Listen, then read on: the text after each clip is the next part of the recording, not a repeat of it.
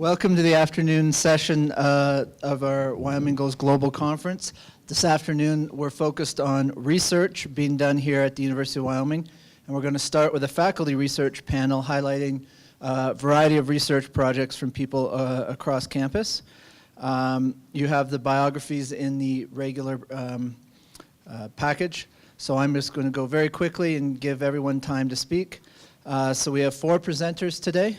Nevin Aiken from Political Science and Global and Area Studies program, Susan Dewey from Gender and Women's Studies, Adam Henne from Global and Area Studies and Anthropology, and Robert Godby from Economics and Finance. So we're going to start first with Nevin Aiken, who's going to be speaking to us on Truth and Reconciliation, Justice and Recovery, Lessons from Northern Ireland. So thank you very much to Jean and the Global and Area Studies program for inviting me to talk here today, tell you a little bit about my research. And what I'm going to be talking about is some recent field research that I've been doing in Northern Ireland, a case study that I've been working on for quite some time now. But before we get in, just to give you a little bit of an overview of what I'm going to be talking about today, the research I've been doing for the last few years, and particularly this past spring of 2013, has been taking a look at how investigations in Northern Ireland dealing with the past, basically dealing with human rights abuses that resulted from the long history of the Troubles in Northern Ireland, how dealing with that has impacted reconciliation between Catholic nationalist and Protestant unionist communities still living in Northern Ireland today. Again, field research has been a really big part of my work for a long time. This very recently, just this past summer, 30 interviews with senior politicians, former paramilitaries from both nationalist and unionist sides, and also other non-governmental leaders from the local communities, and builds kind of a little bit on a broader book project I just finished up in 2013, looking at Northern Ireland, the context of reconciliation, kind of a broader base of interviews, just a few over 100 interviews there, and about 6 months of field research. But for those of you that aren't familiar with the field of transitional justice, the field that I work in, if you haven't had to take a transitional justice class with me here at UW, what we're generally talking about, the field I work in, is this field that looks at the judicial and non-judicial approaches to dealing with past human rights abuses in societies that are either transitioning from repressive rule or past histories of conflict. And some of you might be familiar with a lot of these mechanisms. This would include things like trials, tribunals, truth commissions, things like the International Criminal Court. Lots of reasons why states have turned towards dealing with past abuses in this way.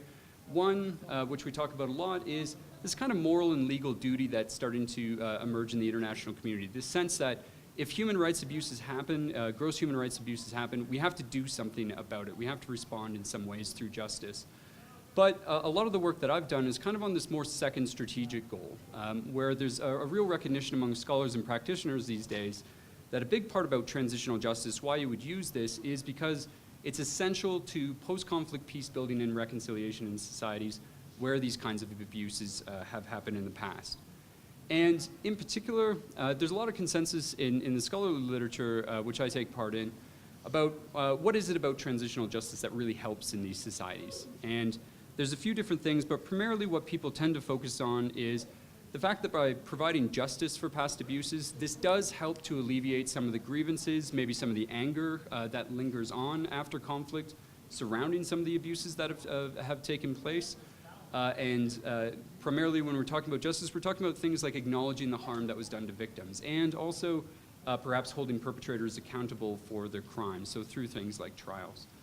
But also we're really interested in truth as well through transitional justice. This is also supposed to play a very important role, primarily by serving as a way of challenging a lot of these kind of polarized myths that develop over the course of conflict about just what has taken place, and preventing that from serving as a source of conflict down the road. So kind of helping to put the past to rest. And a lot of my own research in these cases has been in so-called deeply divided societies, where it's a society that's been emerging from long-standing legacies of past conflict. And what the literature suggests, what my own work suggests, is these things like truth and justice, absolutely essential if you're going to move these societies on to reconciliation and peace on the other side. So one of the contexts that I've looked at an awful lot is the context of Northern Ireland. And I think it's a really interesting one to look at through the lens of transitional justice. And if you don't know a lot about the background in Northern Ireland, This was a country that was beset by decades, some would say hundreds of years of conflict, but particularly decades of conflicts between the 60s, kind of up to the late 1990s, a nationalist conflict between local, largely Catholic Irish nationalists, local, largely Protestant unionist population, pro-British unionists, and also Republican loyalist paramilitaries and the security forces of the British state. And what I think is really interesting about the context of Northern Ireland is that even though we had this 1998 very historic peace agreement in Northern Ireland, what this did is it brought an end to the armed conflict that had been going on for several decades, but it didn't really resolve the underlying nationalist conflict at the heart of what was going on in the Troubles. Instead, what we saw really was the Belfast Agreement really just marked an agreement between the different political parties to resolve this conflict through the future constitutional status of Northern Ireland. Would it stay in a union with the UK? Would it join the Republic of Ireland potentially? Kind of put that down the road and decided that they would resolve that question through political nonviolent means. But what this has meant is that the kind of underlying, what I call the meta conflict underneath what was going on in Northern Ireland wasn't really resolved. And this also meant that a lot of the questions about past conflict also weren't resolved. So what was the relative morality of the use of violence between state and non-state actors? What even was going on in the violence in Northern Ireland during this conflict at the time? And you get very, very different viewpoints. And you also get very polarized narratives about who was right and who was wrong in the past conflict, and even who the real victims and perpetrators of that conflict are. So from the Nationalist Republican side, they see the Troubles as largely being a civil war, a legitimate civil war against a colonial and oppressive British state, where folks like the IRA were seen as freedom fighters, fighting for freedom and union with Ireland. For the British Unionist side, they saw it very differently, not surprisingly. They saw it as a criminal campaign by terrorists who were attacking and using unlawful violence against the state. So a lot of divisions still in Northern Ireland, and what this has meant in terms of the transitional justice side of things is that a lot of these really big questions about responsibility and accountability of how to deal with past abuses that took place were largely kind of pushed aside during the Belfast Agreement, the so-called fault-neutral Belfast Agreement, where they decided essentially we won't deal with these questions because they were scared that it was going to destabilize the peace process that was unfolding. So there wasn't, unlike a lot of other countries emerging from conflict at the time, there wasn't a centralized transitional justice mechanism. There was no national tribunal, there was no national truth commission to deal with the past. Instead, what we saw emerge after the Belfast Agreement was this seeming patchwork of things that has kind of come up around the margins. And we've seen kind of attempts to provide truth and justice from non-governmental organizations, local communities, and also the government, governmental actors. A lot of these have focused around the so-called piecemeal array of legal investigations undertaken by the British state. Lots of different things that they've done. They've launched independent public inquiries into incidents, primarily ones where there's suspected state involvement in past wrongdoing, such as the Bloody Sunday inquiry, kind of the most famous of these. There's also been investigations from the Office of the Police Ombudsman into allegations or deaths where there was allegations of potential police misconduct or collusion in those deaths. There's independent coroner's inquests into individual deaths. And finally, and most broadly, there's the work, really interesting work of the so-called Historical Inquiries Team in Northern Ireland, which was an independent policing unit which has been tasked with reopening investigations into every single one of the more than 3,200 deaths, unresolved deaths that occurred during the conflict. So there's a lot going on to address the past in Northern Ireland, but what I think is really interesting, and what I found in this field research that I'm talking to you about today, is the fact that a lot of the truth and justice that's emerged from these different institutions, particularly from these piecemeal investigations to the past, have largely been read into the broader meta-conflict that's still unresolved in Northern Ireland. And as a result, a lot of the results from these investigations that have taken place have been kind of read through the antagonistic and very, very zero-sum lens of existing community divides within the country. And as a result, both nationalists and unionists are deeply unhappy about what's been going on in Northern Ireland. Both sides claim that the investigations are unbalanced and deeply biased against them. And also, as we'll talk about, both sides do see the past being used almost as a political weapon to continue this conflict that's been ongoing for a very long time by other means, and they both see these investigations as a way from the other side to try to rewrite the history of the Troubles in a way that kind of suits their own political agenda. And kind of most tellingly, the the one that's underlined and in red on the bottom. Why I think this is so important? Because I think there's a lot of evidence now to suggest that what we've seen emerge from these investigations into the past is exacerbating and inflaming intercommunal tensions instead of actually helping reconciliation in Northern Ireland, as we might suspect. So to give you a sense of what this actually looks like on the ground, what kind of came up from a lot of the interviews that I was doing with these different populations here. For nationalists, a lot of the critiques that they've had about the investigations have centered on the fact that they see the British government very much as an active combatant during the Troubles, not as this kind of impartial arbiter that the British government has portrayed itself as, but somebody very much involved. So they highly question the ability of the British state to be able to serve as an independent or impartial actor when it comes to actually investigating past abuses. And they see the British government largely as trying to use its control over these different investigations in the past as a way to help manage and manipulate the truth that's emerging about the past, as a way of helping to cover up the true scope of its own involvement in past abuses, and also as a way to help shield state actors from accountability for what they did during past abuses. So some examples. One in particular that nationalists kind of highlight is they take real issue with the fact that the HET, this Historical Inquiries team, is largely staffed by members of the Royal Ulster Constabulary, which was the policing service active in Northern Ireland at the time of the conflict. And so they say this raises real questions about conflicts of interest, because essentially what you have is police investigating police themselves for abuses that occurred during the past. Also, for a lot of nationalists, the work of the HET was very much undermined when a series of recent independent reports came out that suggested that the members of the British military, particularly members of the Royal Military Police, had actually been dealt very differently by the HET in its investigations. They'd actually received preferential treatment and were being treated very differently than non-state actors. More broadly, nationalists have very much taken issue with public inquiries that have gone on. They think that the British government's very much manipulating these as a way of strategically preventing from digging too deep into the past and to kind of help cover up the full extent of their complicity. And one of the big charges is there's a lot of attention that's been paid to public inquiries, but for the most part, the truth that's emerged has kind of focused on very low-level foot soldiers that took place during the conflict from the policing and security forces, and has helped to let senior political and military leadership largely off the hook for what they did in the past. But not surprisingly, in a society as divided as Northern Ireland is, unionists have an incredibly different perception about what's been going on in terms of these investigations into the past. For unionists, what they would argue is that these investigations have essentially been hijacked by the nationalist population, by the nationalists and Republicans.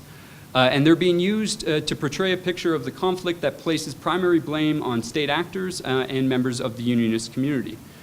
In particular, they highlight and very much take issue with the so-called witch hunt, which they seem to be taking place against members of the security forces and the policing services through things like the police ombudsman's investigations and public inquiries.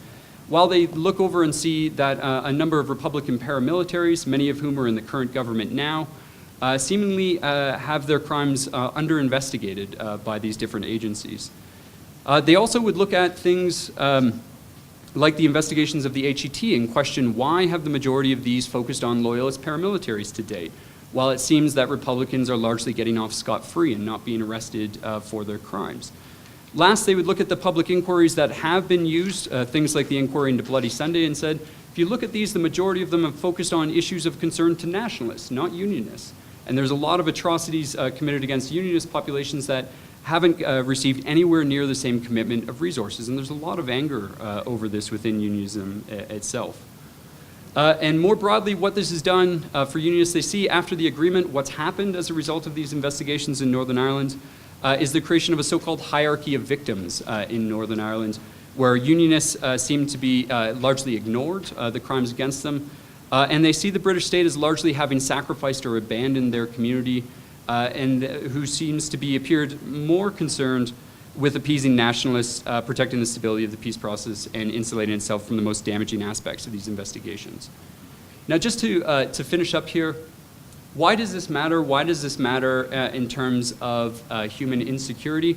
The one big thing that came out as a result of this research was A lot of these issues towards dealing with the past are having an actual on-the-ground impact in Northern Ireland today.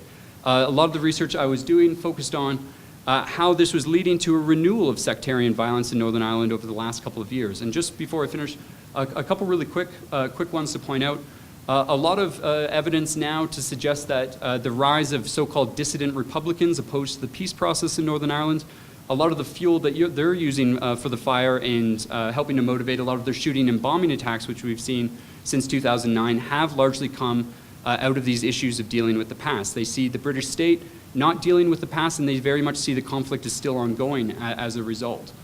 We also see dissident loyalist paramilitaries starting to take up arms in the last few years, particularly in response to these so-called targeting by the HET investigations, started their own shooting and bombing attacks on police, and also helping to orchestrate large-scale rioting in Northern Ireland in 2011, 2012, and 2013. If you haven't heard about this, massive scale, largest rioting we've seen since the Troubles, hundreds of millions of dollars in damage, and also hundreds of police officers very seriously injured as a result of this.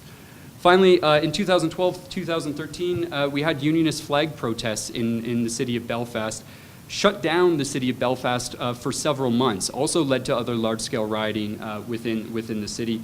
And again, a primary motivator behind this was cited about this injustice in terms of dealing with the past. So again, past very much present in Northern Ireland today and seems to be having some very real security implications. Thank you.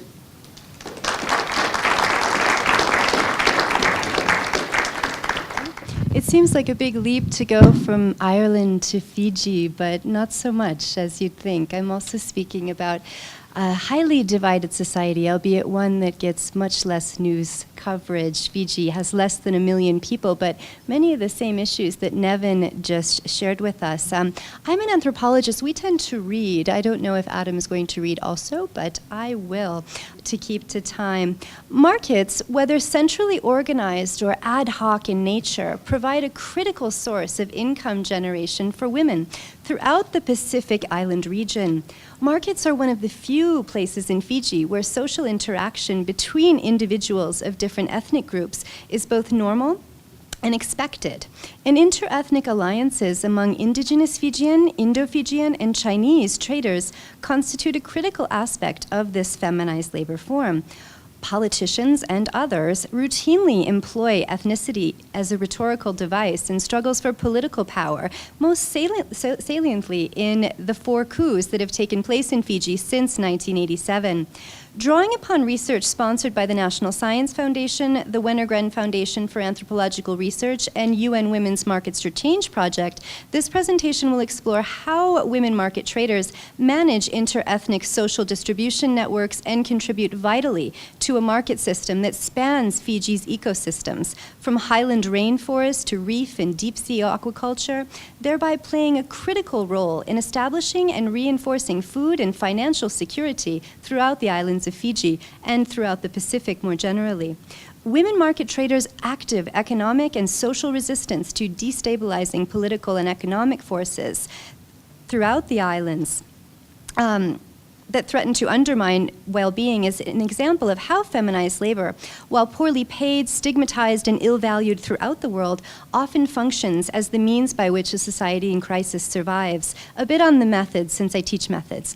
The project's been ongoing since 2011, July. As part of it, I've been working actively on a participatory part of the study together with UN Women's Pacific Office. As part of this, we've asked market traders, both rural and urban, to describe their work and lives in the Suva municipal market.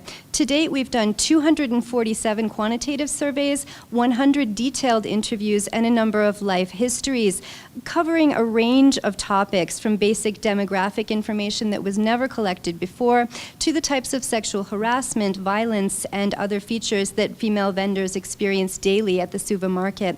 I'll be going to Lambasa, another island of Fiji, this summer to work on some more life history information. This will be my last trip and will form the basis for my 8th book. Female market traders in Fiji share a number of striking similarities with their Asian and sub-Saharan African counterparts, particularly in their use of innovative strategies to support themselves and their children in a politically unstable environment. we see that anthropological literature has clearly documented the disparate, although often unrecognized, roles that women market traders play in their respective societies as income earners, mothers, cultural brokers, purveyors of gossip, and victims of state austerity. Yet very little has specifically addressed women market traders' conscious creation of trade-oriented social networks that span differences of ethnicity, language, and kin group membership. This paucity of data is particularly significant in Fiji, with its 4 coups in which ethnicity has intersected with discourses surrounding ethnocultural differences between indigenous Fijians, Pacific Islanders, and Indo-Fijians, many of whom initially migrated to Fiji as contract laborers to work on British colonial sugarcane plantations. As some of the poorest members of an ethnic group that Fijian nationalists accuse sometimes of parasitic capital accumulation, Hindi-speaking market traders struggle to make ends meet in a political environment in which they are formally excluded from owning the vast majority of land. At the same time, however, Fijian citizens of all ethnic backgrounds continue to struggle in an environment of economic austerity that shows little signs of abating due to the loss of preferential sugar prices with the EU and reduced tourism due to New Zealand and Australian travel restrictions and advisories. The word struggle was so often used in the 3 languages that I and my little research team conducted research in last summer that it began to be a joke. We'd wake up and someone would say, "Hey, Susan, how do you want your Nescafe?" And someone else would say, "Put some struggle in it for her," and so on. But it would come up consistently in English, whether we were speaking Fijian, Hindi, English, all of the languages of Fiji, which was very, very powerful. To put it a little bit more colorfully, Elenoa, a flower seller with whom I've worked closely over the years and who not unincidentally made this dress that I'm wearing, concisely assessed the situation as one in which people were first forced to consume more tapioca, cassava, which was formerly food only for pigs, which was a really powerful statement. Pigs are very valued throughout the Pacific, of course, but the cultural connotation of eating food that's only fit for pigs is the same as it would be in the United States. So the Suva market, which we see slides of scrolling behind you, is the largest and most ethnically diverse venue for the exchange of agricultural products and cash in Fiji's capital city. It's second only to a few of the markets in Papua New Guinea. Suva is the 2nd most populous city in the entire South Pacific Island region, second to Port Moresby in Papua New Guinea. We see several hundred traders. You can see this is a very, very busy scene, even in the middle of the night, sell from any given Monday through Thursday, and this number swells to several thousand when functioning at full capacity on the weekends. Now, the market is right in Suva's central business district. It was first constructed in 1950, so we can imagine in a tropical environment how badly in need of repair it is. What you see here are the bundles of goods that people bring with them. Much of what people pack is what I suppose environmentalists would call sustainable, with the exception of the plastic. A lot of how people transport things is still within plant materials. Records in the National Archives of Fiji, I spent the better part of 3 months in Fiji's National Archives using historical methods to put together a history of the market which was shockingly of interest to both the market traders and to people that were part of the Suva City Council and the other towns of Fiji. When I would travel with UN Women, people would say, "Hey, Susan, when are you going to come do a history of our market?" And I said, wow, historians are in demand, which was really, really interesting. But what I was able to put together was that people have been bringing agricultural products for cash to Suva since at least 1882, when Suva became the national capital. The first colonial ordinances concerning market trade go back to 1891, and we see that they really resemble current legislation governing the market. Trade then, as now, was very much a form of resistance to exclusionary political regimes. Market trade is, and as you can see, most of the people within this that are not carrying something heavy or sleeping in a wheelbarrow waiting for somebody to come and pay them are women. And so we see that this is very much a feminized space, and as is the case with other forms of feminized labor, be it sex work, which is my other research agenda, or childcare, any number of other things that we associate with women's labor, this is something that is quite stigmatized. It's also very, very major concerns to health, very crowded environment, very, very stressful environment. I've had women say to me on multiple occasions, working in the market kills you, which took quite a while for it to sink in for me, in the sense that I saw a great deal of sociability in the market. I saw women being friends with each other, but it was only through spending, quite honestly, years of time there that I saw the fractious nature of it, the long commute times that women spend to get there, and also the competition that occurs. Women will tell you, we are all sisters here, but it's something quite a bit more complex than that. What you're seeing here, this is part of a project I did with UN Women. They wanted someone to go and do a 24-hour photo survey of the market. Is it possible to keep it going? Sorry, from the beginning. They wanted to see, as you can see here, as is the case in Denver's drug economy, oddly enough, when you want someone to do something illegal, send a child, because the penalties are much smaller. This child is selling pieces of a very, very big pig, which is highly illegal, but if he's caught, they'll just take the pig away, and that's the end of it. The market is just for fruits and vegetables, but people who come from the villages, they'll sometimes send small children to do illegal things. Everything is wrapped up and brought from the village. The market is the major source of cash and agricultural redistribution throughout the islands of Fiji. So we see that happening here. What we got from this very simple photographic study at UN Women was a very clear picture of just how vibrant a part of the economy the market is. We saw women coming. These are young women from a nightclub very, very nearby. The market is very much a social hub, and when they saw that we had a camera, they wanted our picture taken, and they wanted us to show it in the US, so their wish has been granted at this point, on multiple occasions at that. But the market is very much a social space, and a whole bunch of ancillary businesses as well. It's also by the harbor as well. Just to sort of make a connection to another form of feminized labor that often takes place in times of increased insecurity, such as my work in Denver, the women could attest to that, is the docks are farther away and a lot of sailors come in. And everyone always says, and I thought it was local folklore in the market, oh, women can't go down to the docks because they'll assume that you're engaging in prostitution. I'm like, I don't take no for an answer. I'm going to test this out. So I marched down to the docks, and the gates are locked. I say, can I come in? I want to see the tuna. I really did. Tuna are really impressive if you've ever seen them before.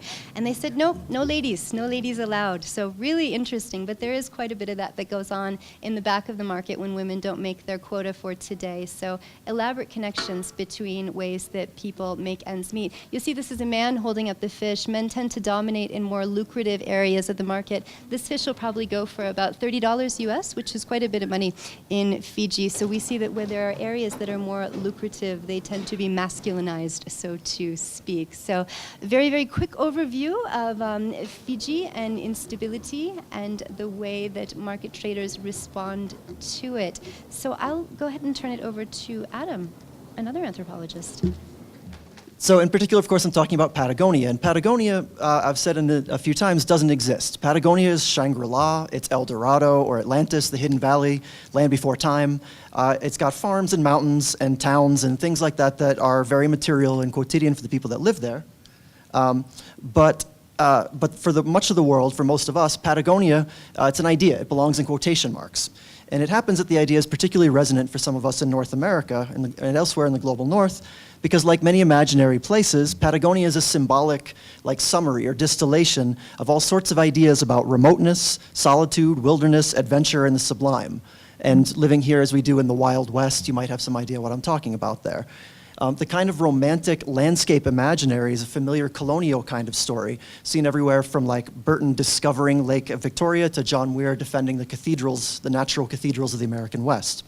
And so these ideas, these imaginaries, I call them sometimes, can be really potent in shaping how we think about nature and place and our role in a global system. But at the same time, most of us never actually bring our actual bodies to them. Okay? They're more ideas than places. And even if we do, the experience of a place so distant from everyday life is necessarily mediated for us, not only by the things that we've read or watched about the place or the history and political economy that makes our place look like this and their place look like that, but also by the direct activity of institutions that make our relationship to distant places possible in the here and now. So that's what I'm interested in here. My research for the past almost a decade now has been, in a sense, sort of a series of ethnographic case studies of institutions that help create relationships between North Americans and Europeans too, but mostly North Americans, and the landscapes of Patagonia and southern Chile.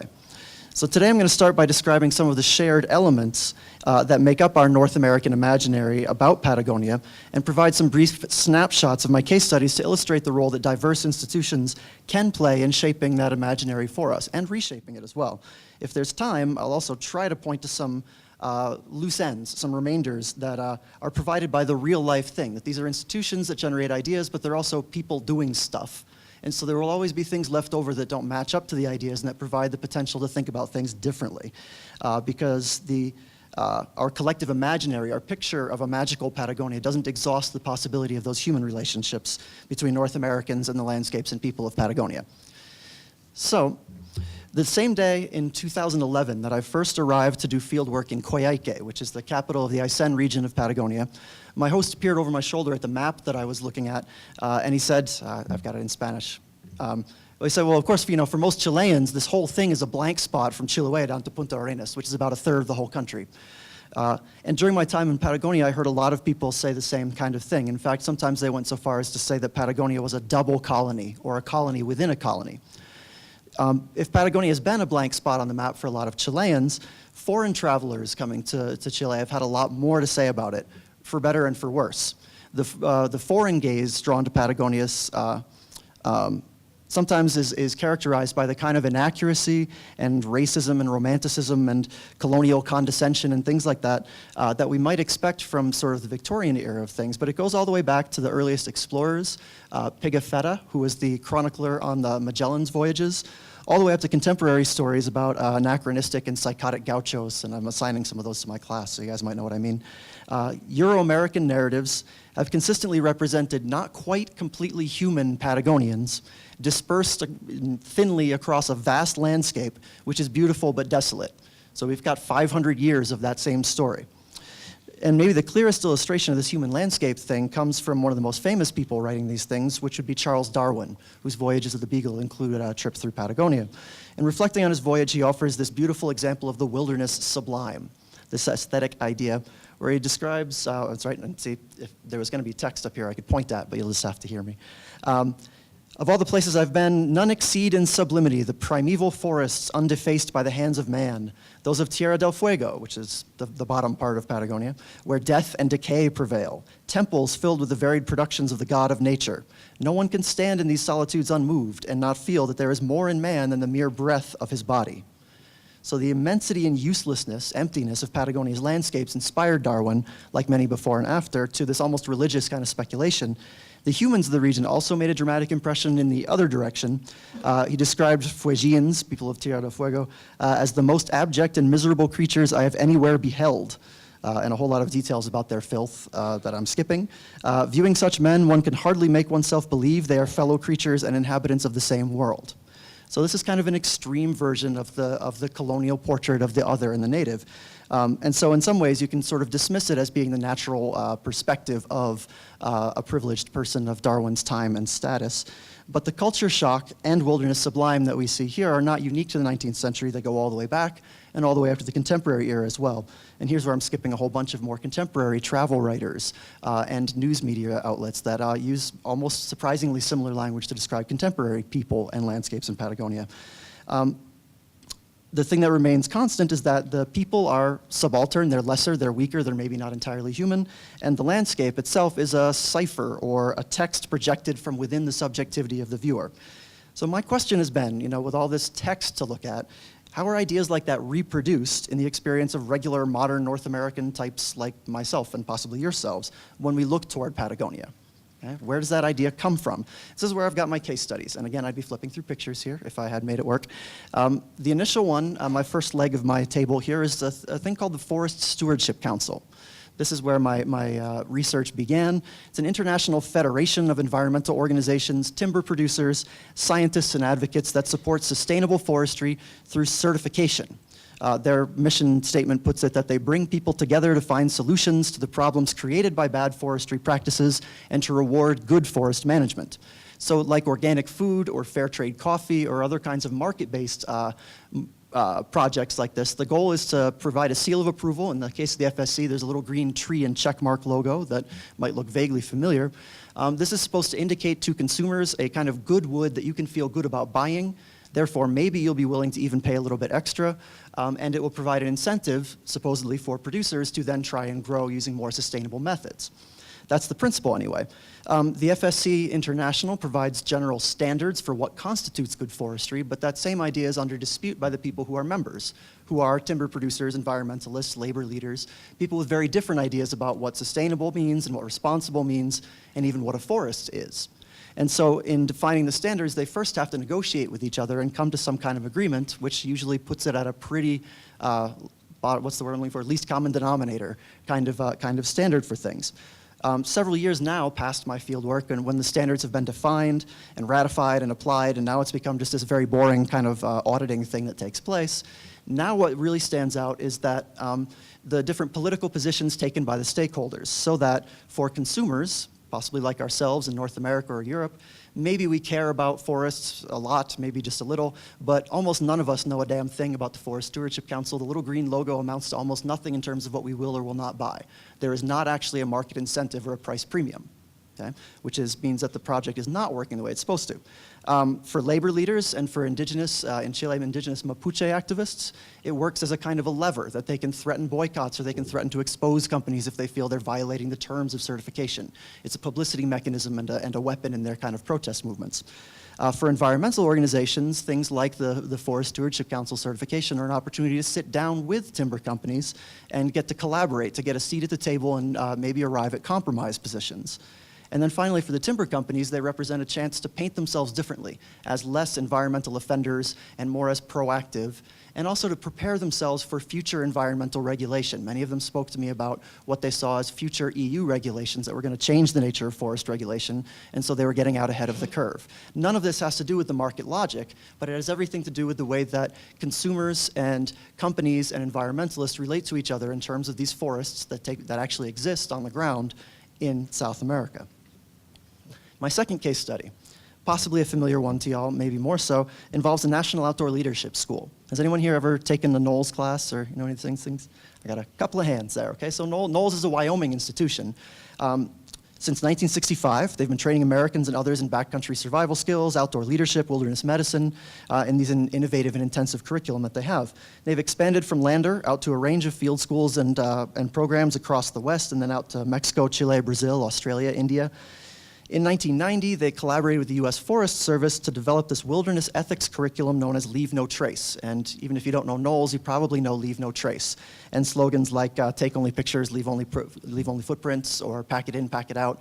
And these are all techniques and skills about interacting appropriately with the natural environment and being a human being in wilderness, how to do so ethically and responsibly.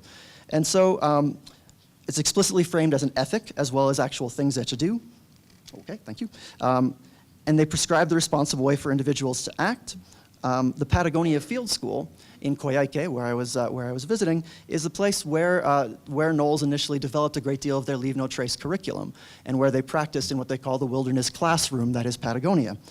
And so there's a key role that Patagonian landscape in defining the techniques of low-impact camping and being in the wilderness that many of us in North America now use on a habitual basis if we spend time in that kind of outdoors in the backcountry. So I've got a lot more to say about that I'm going to skip through, but the fact that they bring, for a semester-long program that costs about $23,000, the students who come to do a Knowles class are fairly privileged elite. And when I came down there to do interviews, I was initially expecting kind of an elite or privileged experience, and it wasn't exactly how I predicted. One thing that I will mention is that a Chilean alum of Knowles founded a program there in Coyhaique as well called the Escuela de Guías, School for Guides, where they use the exact same curriculum and most of the same instructors as Knowles, but they're teaching locals how to be tour guides for visiting tourists rather than teaching North Americans how to be in the wilderness themselves. So there's this interesting sort of twist on the same kind of tools. To make a connection to my next piece, Knowles' founder, the legendary climber Paul Petzold, is one of these Wyoming idols, maybe better known elsewhere than here, but his self-made heroism as a mountaineer and so on was inspirational for another two people, Doug Tompkins and Yvonne Chenard, who I'll be speaking about, they followed his example, set out on an epic 1968 road trip to climb Patagonia's Mount Fitzroy. And it was a transformational kind of journey for them that led to the next two case studies. I don't even remember what number I'm on right now, but the next one is Patagonia with a little C after it, because I'm talking about Patagonia, the clothing company. Is anybody here wearing Patagonia at the moment? Are you owners of Patagonia gear? It's rather expensive, so it may not happen. If Aysén is really a blank spot on the map for most Chileans, it's kind of ironic. There was a recent Santiago El Mercurio newspaper article about Patagonia founder Yvonne Chenard, describing him as the man who put Patagonia on the map.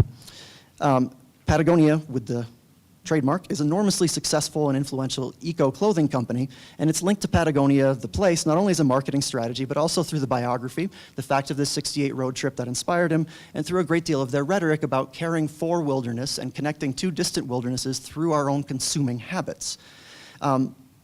Yvonne's roots as a rock climber, I'm almost out of time, so I'm going to jump all over the place, but he was one of the pioneers of what they call clean climbing, rather than pounding pythons into a rock wall that would stay there forever.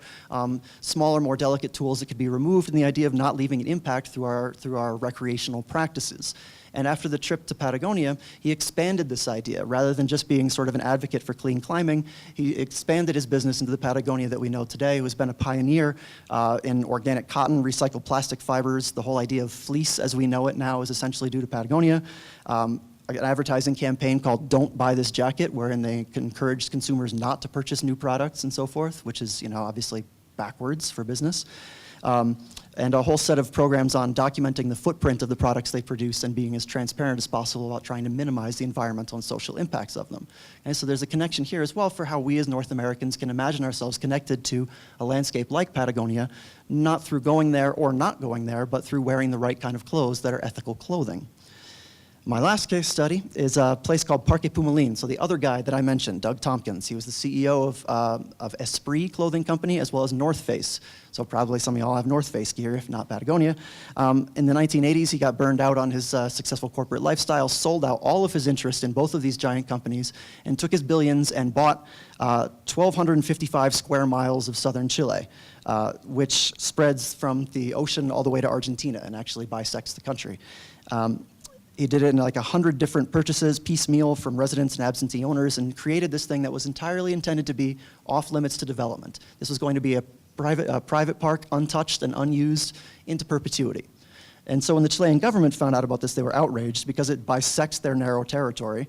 And so there was sort of a military controversy going on, but it became ridiculous as well. There were accusations of fraud and violence and conspiracy theories about Tompkins' CIA connections, or possibly he was a secret Zionist, was also one of them.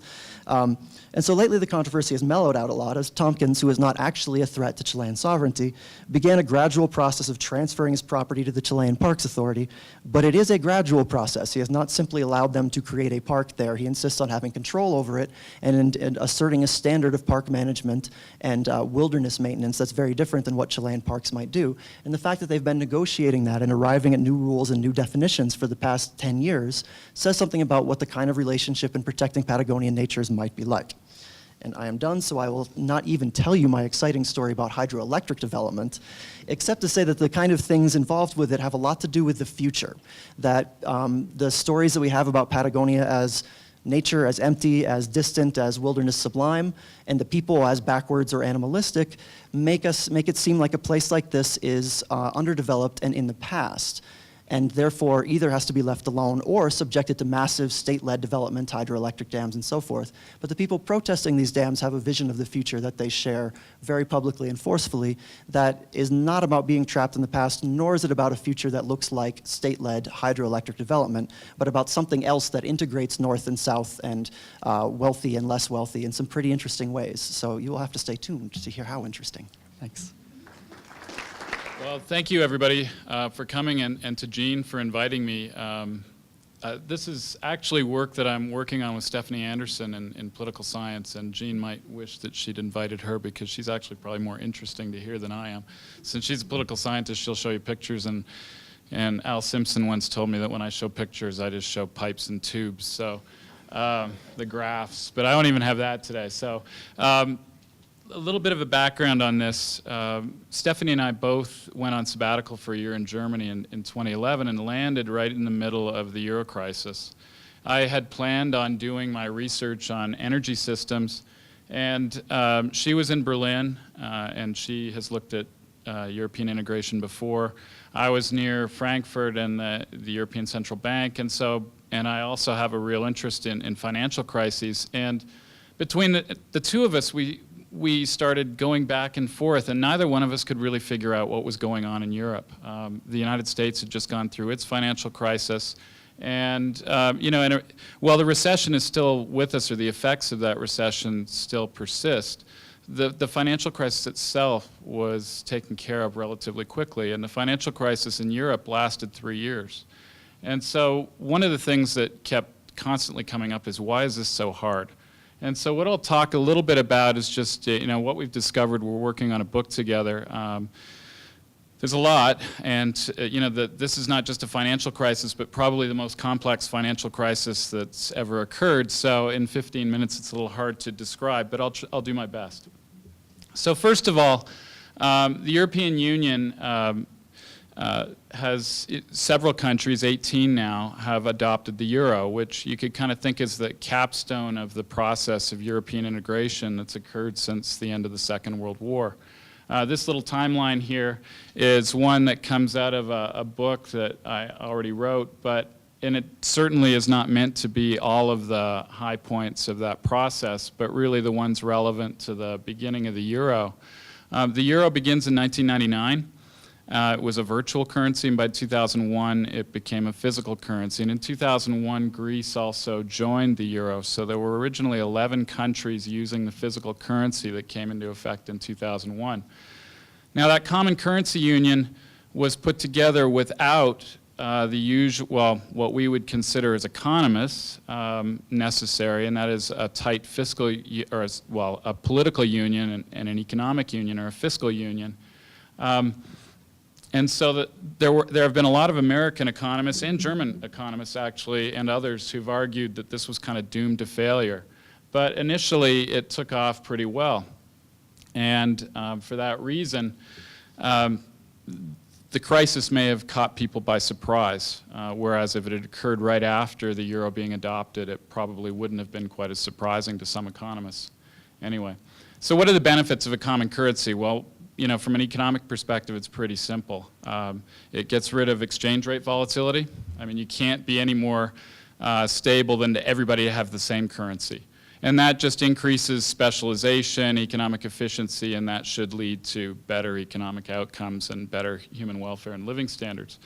From a political perspective, I think that the creation of the common currency was also meant to push forward political integration further in Europe.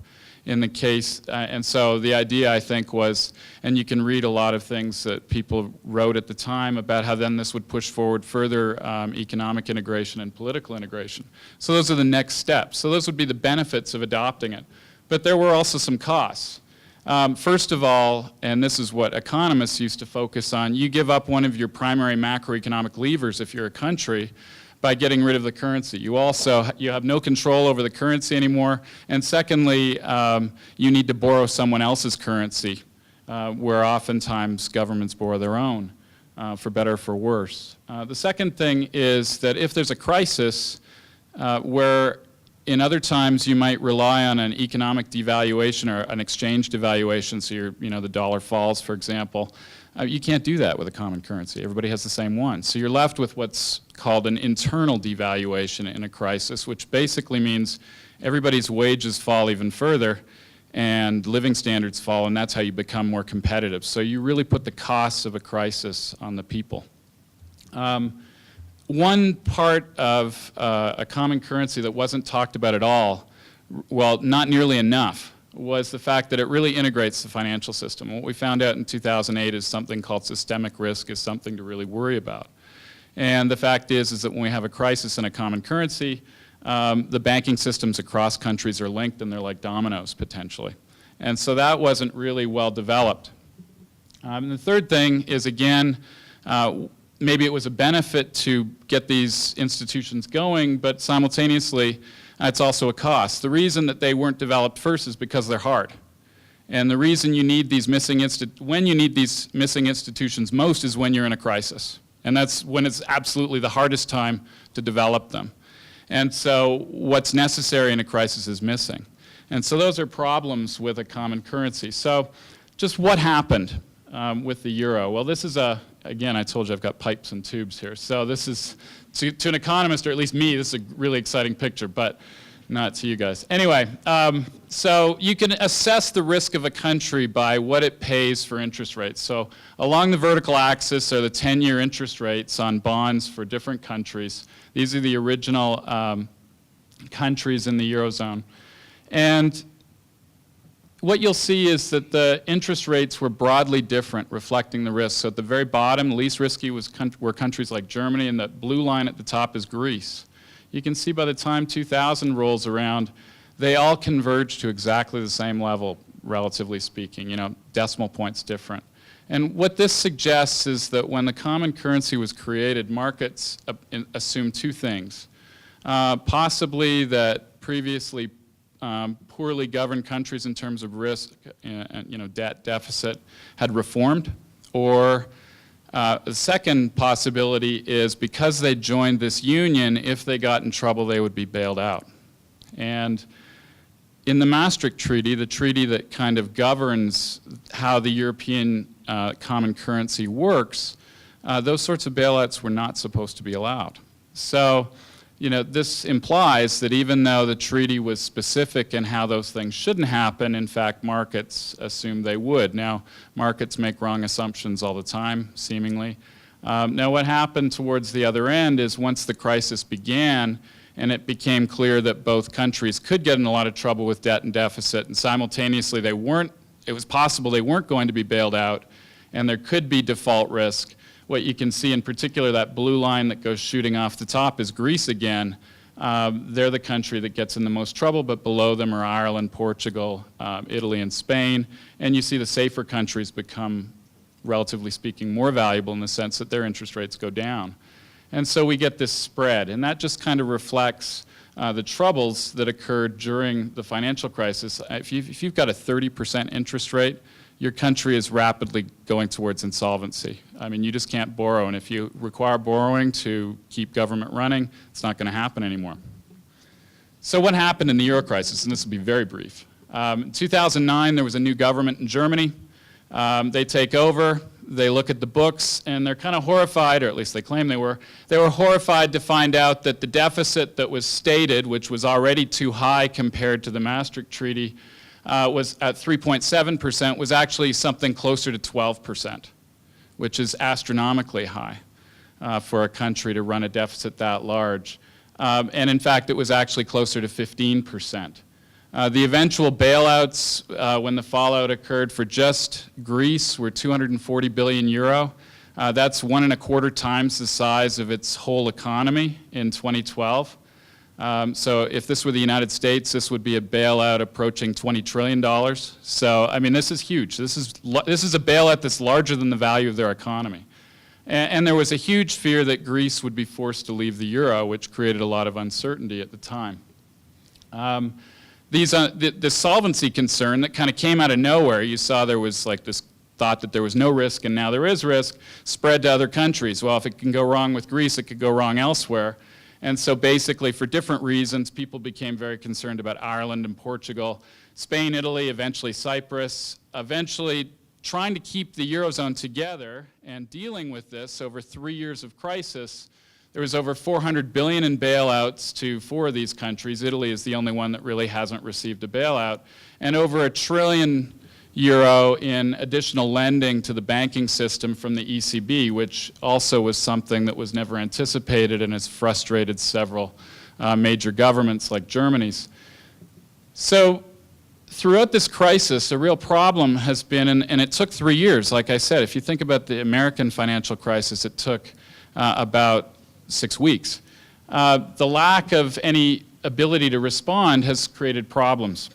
So what I've looked at is just trying to figure out what went on. and how this is going to affect the future of the EU. And so in the interest of time, since we would like to have a few questions, let me just skip to zip through some of these. I want to show you just some graphs to give you a sense of what the conditions are in the EU right now.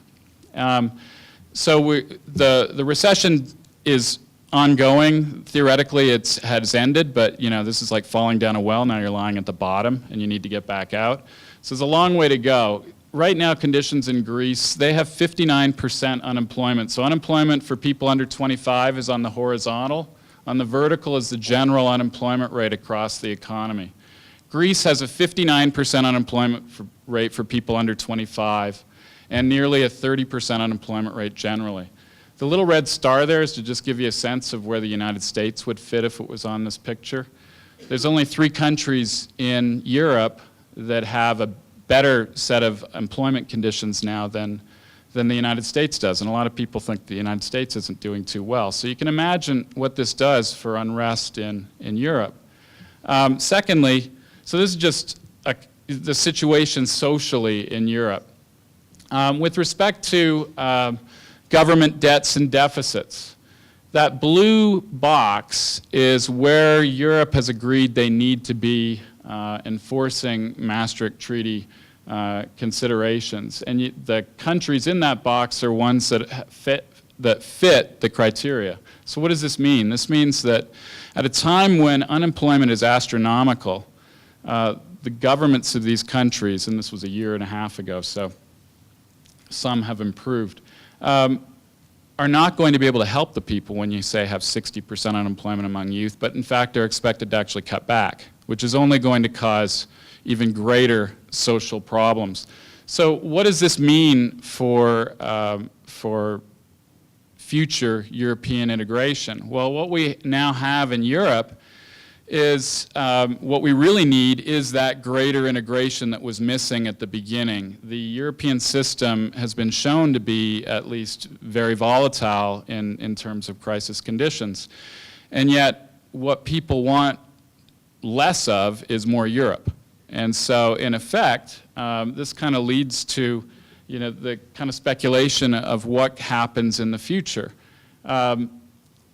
The social conditions are going to determine national attitudes. And some people have argued that, there's nothing like a crisis to get procrastinators to do what they need to do. I think that's a pretty optimistic assessment. I think that while governments may try to do things, some European governments have proven they're just not aware of how people are feeling. So what I tend to think is that this is really going to slow things down. And my concern right now is, are we going to go backwards? You've seen the rise of populist countries, or populist parties, I should say, within countries everywhere from Germany, an anti-EU party, the Netherlands, obviously in Greece and Spain and Portugal, where they don't think the EU is working for them. And what's really been realized is what was supposed to be a union of equals is actually kind of a union of those who have the gold make the rules kind of thing. And so the creditors have been actually determining what's going on, and that is actually making other countries ask, what's in it for us to stay? And so one of the questions that Stephanie and I have been kind of thinking about is just where will this all go? So that's kind of a research agenda that, in a nutshell, that we're working on. And just a final thing about the Global Studies Initiative and an institute is, I didn't know Stephanie before this began. I got in touch with her because I was going to Germany and I thought she was. What turned out to be a really fascinating research topic, something I probably never would have pursued otherwise, came about because we're both in the same place at the same time. And what I'm really looking forward to is having a place on campus where those interdisciplinary connections will be easier prior to actually, falling into something like this versus, luckily we found each other and it's been fun working together, but hopefully those kind of collaborations will be even easier in the future. And so with that, that's it. Thank you.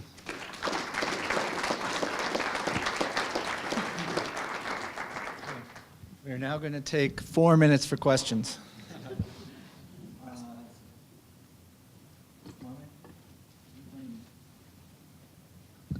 So anyone with questions? Over here. Robert, I was interested in your comment about those that have the goal make the rules. If you're in Germany and you're having to prop up the euro and you're making rules about that, doesn't that put you in a tenuous political position if you just say, well, sure, we can underwrite the costs? Absolutely. And so I mean, there's that political dynamic that really plays in here, right? Yeah, absolutely. I don't know if you wanted the mic. Oh, yeah. The issues in the Eurozone are both north and south, and this is what makes me most concerned, is that, you know, Germans are asking what's in it for us as much as the Greeks are. You know, if you're a creditor country like Germany, you're saying, you know, why do we have to, in fact, the Maastricht Treaty actually had those conditions where you wouldn't carry the liability of other countries at the insistence of Germany. They suspected that could happen all along, and in fact now it has. And so, yeah, I mean, what's fallen out here is not just, you could call them the victims of the crisis, the places where these unemployment numbers are through the roof. Certainly they can say, well, what's in it for us? But simultaneously, and this is what makes me very concerned about the future of European integration, is the fact that those countries that have most benefited from EU integration, for example, Germany, and the benefits they've gotten for their exporting economy, they're also questioning it, at least some. Now, I think in the end, places like Germany will value the benefits from Europe much more. And, you know, when your unemployment rate is 5%, you don't see the costs as being nearly as dire. But it's a concern from top to bottom in the EU.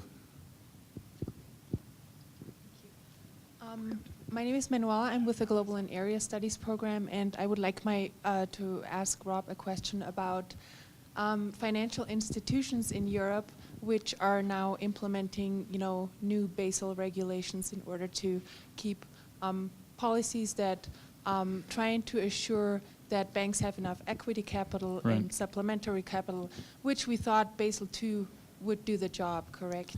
And my second question would be, what is the role of all the internal monitoring as well as agency work in regard to what Standard & Poor's and Moody's did? I mean, how credible are these agencies nowadays? Those are two really big questions. So with respect to bank monitoring, a real problem in the Eurozone has been identifying goals and criteria and then potentially ignoring them. And that's a big part of, I believe, what happened in the crisis. Everything from, you know, just not even banks, but governments. So the Maastricht Treaty was pretty clear about what levels of debt and deficit countries were allowed to have. And they were set in place because without this economic and political framework that was, you know, normally you have a currency and you have a common treasury. And so to avoid that problem, they set these rules. And immediately, the two biggest countries in the Eurozone by 2005, France and Germany, were violating them. And so the rules kind of were there, but they weren't very softly enforced. With respect to banks, bank regulation has been left to the the central banks of each of the member countries, and while the ECB defines monetary policy, they do the regulation. And it also turns out that bank regulation has been, you know, spotty at best. Practices, and that's not to say that Europe, clearly the United States banking system was found to be lacking prior to, you know, in 2008, so it's not meant to be any comparison. But long story short, monitoring was a huge problem. But more than that, people knew what was going on, and I think political considerations led to problems with, say, bank resolution. Some banks were insolvent. They should have been shut down. They weren't, I think, for political reasons, and you can see that everywhere from Greece to Germany in the Landesbank system. So how credible is monitoring? I mean, Basel obviously didn't do the trick anywhere. So this is why there's a new Basel system. But that won't come into play until 2020. what's more important is the European Banking Union that they're putting together now. This is one of the integration things that's going on, but that's relatively easy to pass because it doesn't affect people very much. And they're even having trouble with that. So I am concerned about monitoring. With respect to outside agencies watching, you know, for example, credit rating agencies, I think we learned that they can be wrong regardless of whether you're looking at Europe or the United States mortgage market. So the bottom line is there was a lot of risk in the world that was not anticipated and not recognized. And that's kind of the common thread through both the financial crisis in the United States and Europe. And I don't know if that answers your question because it was kind of broad, but those are just some, you know, maybe some thoughts.